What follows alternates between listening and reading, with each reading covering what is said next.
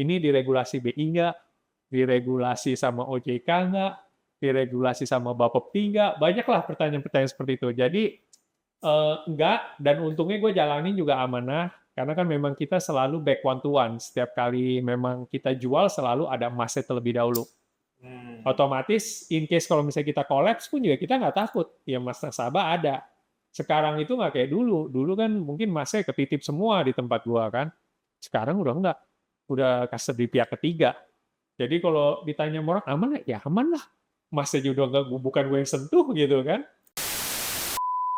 Halo Botakers, kembali lagi bersama saya Om Botak di segmen podcast. Nah, ini adalah podcast Botakers kita, dan buat teman-teman yang baru pertama kali join, jangan lupa buat subscribe, karena di sini kita baru minta tamu yang daging. Kenapa? Karena kita ada di restoran yang jualnya daging banget. Full haramness.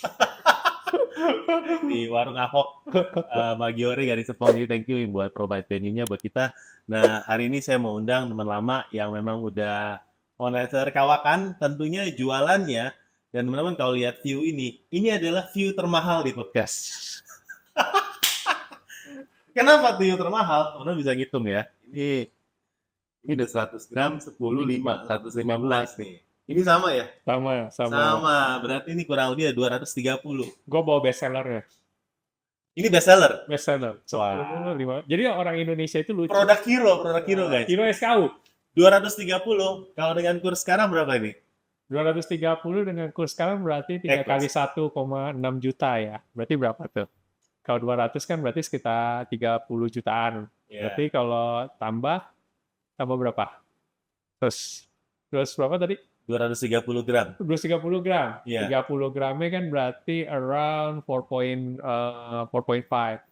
Jadi ya 345 jutaan ya berarti ya. Right.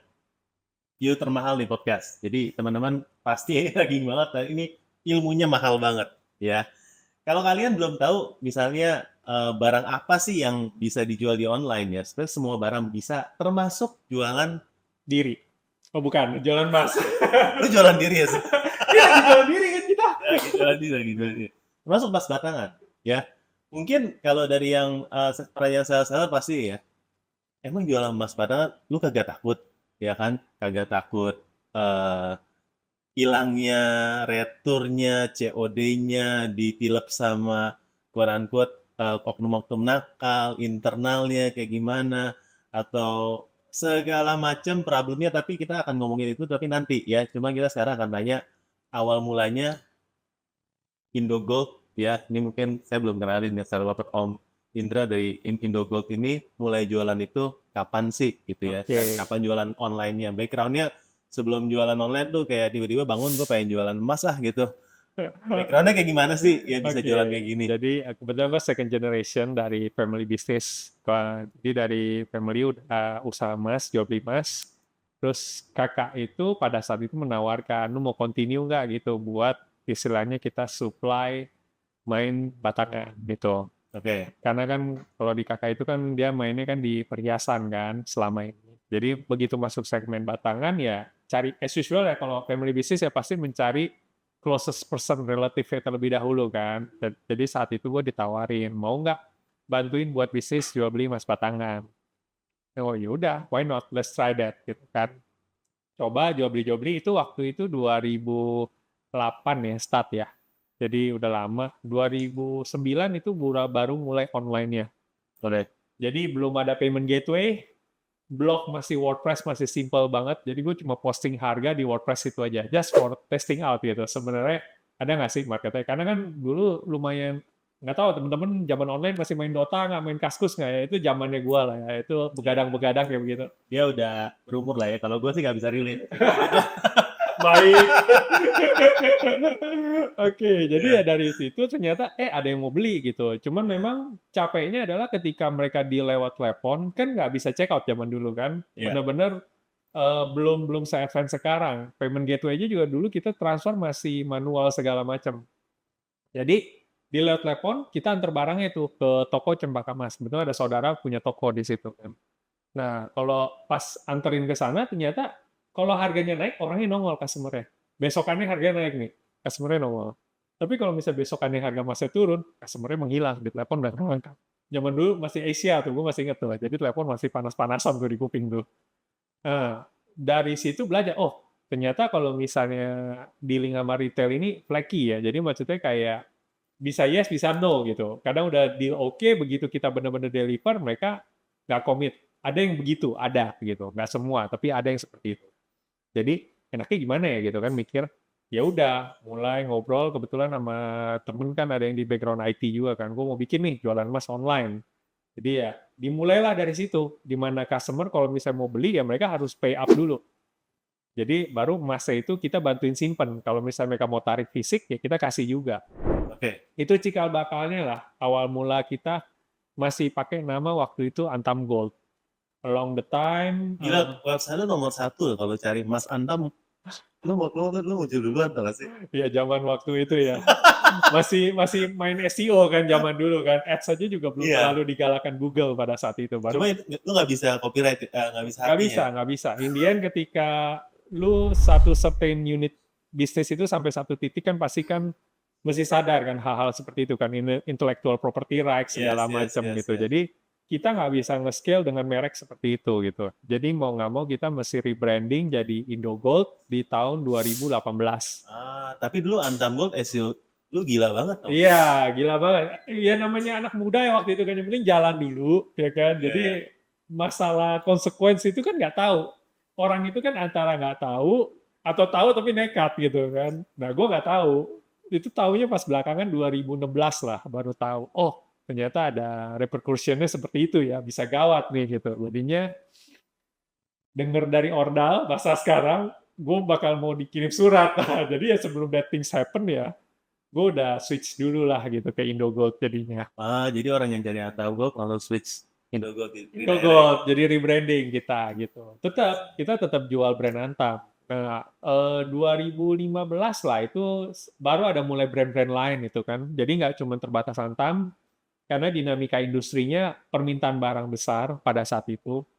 Zaman GTI, nggak tahu pernah dengar nggak tuh GTI, orang taruh emas dikasih 3%, kalau nggak ambil emasnya 8%. Nah, kebetulan karena MLM seperti money game seperti itulah, demand emas itu banyak, besar. Jadi kita pun yang supply pun juga jadi kewalahan gitu kan. Harga emasnya lumayan naik, kekerek secara fisik, barangnya juga habis. Jadi gimana solusinya? Ya mesti nawarin produk alternatif. Produk hero lu kosong nih. Iya, produk hero kosong, makanya kan Antam nih, habis. Jadi gue nawarinnya UBS. Hmm. Dari situ, jadi belajarlah. Jadi along the time kita banyak hiccup, nothing perfect lah dalam segala halnya gitu kan. Berarti dari 2009 itu Mulai online. udah mulai online, Hmm. ya. Dan masuk ke marketplace-nya kapan? Itu kan mulai mulai website ya? Marketplace itu kayaknya 2000 berapa ya? Agak late sih.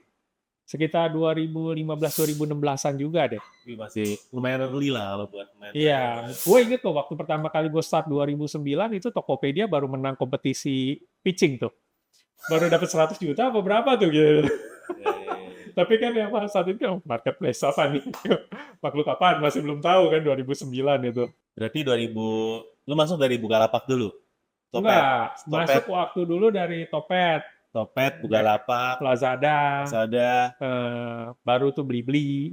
Nah, lu masuk waktu itu langsung jualan kalau di marketplace, jualan fisik dong? Betul, langsung jual fisik. Jadi bukan jual digital goldnya. Bisnis gua ada dua, memang jual secara fisik sama jual platform.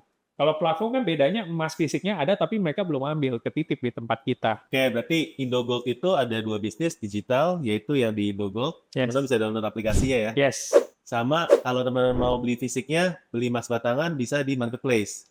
Marketplace atau di aplikasi Indogold sekarang pilih menu emas batangan. Nanti bisa dikirim atau ambil ke lokasi outlet kita.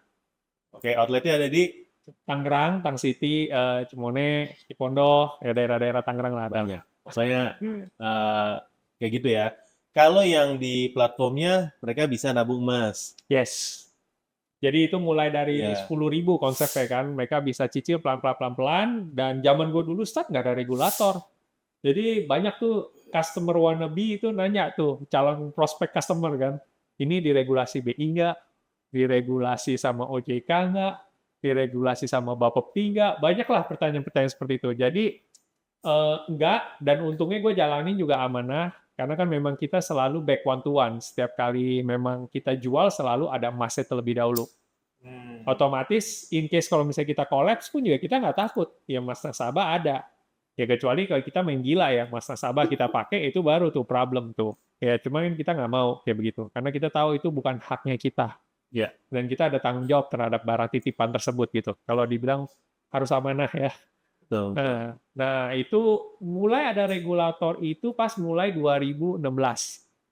Jadi peraturannya mulai dibentuk 2018. Nah, namanya peraturan keluar baru 2018 kan otomatis nggak langsung implement karena kan banyak ini ya Ya, juknisnya, petunjuk teknis apa segala macam.